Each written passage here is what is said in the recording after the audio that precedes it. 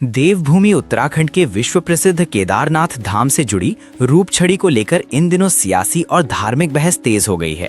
रूपछड़ी के गायब होने और इसकी जांच की मांग को लेकर कांग्रेस ने पहले कई गंभीर सवाल उठाए थे, लेकिन अब इस पूरे मामले में कांग्रेस के ही वरिष्ठ नेता और पूर्व प्रदेश अध्यक्ष गणेश गोदियाल का बयान सामने आया है, जिसने इस विवाद को नया मोड़ दे दिया है। दरअसल गणेश गोदियाल का कहना है कि वे कई वर्षों तक बद्री केदार मंदिर समिति BKTC के अध्यक्ष रह चुके हैं और उन्हें रूपछड़ी की परंपरा और उसके महत्व की पूरी जानकारी है। उन्होंने कहा कि रूपछड़ी से जुड़े मामले को लेकर अनावश्यक विवाद और भ्रम फैलाया जा रहा है। लोगों को इसकी परंपराओं और धार्मिक महत्व को सही तरीके से समझने की जरूरत है।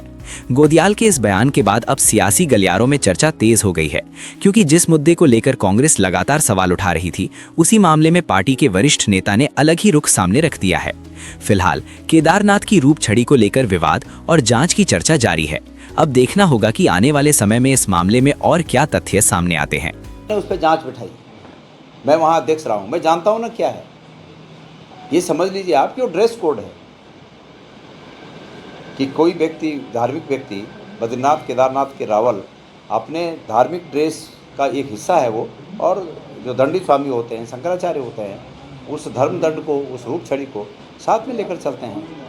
ये फजूल की बातें हैं और सरकार इन सब चीज़ों को कहकर वास्तविक मुद्दों से लोगों का ध्यान हटाना चाहती है। कांग्रेस इसका कोई विरोध नहीं। मैं ये कह रहा हूँ कि किसी को जानकारी नहीं होगी। मैं वहाँ अध्यक्ष रहा, मुझे जानकारी है, पर सरकार में वहाँ 2-3 जो ग्रुप हैं, बद्रीनाथ टेम्पल कमेटी के अध्यक्ष, वहाँ के काम करने वाले अधिकारीगण और पर्यटन मंत्री, ये तीनों की अपनी अपनी ढबली, अपना अपना राग है।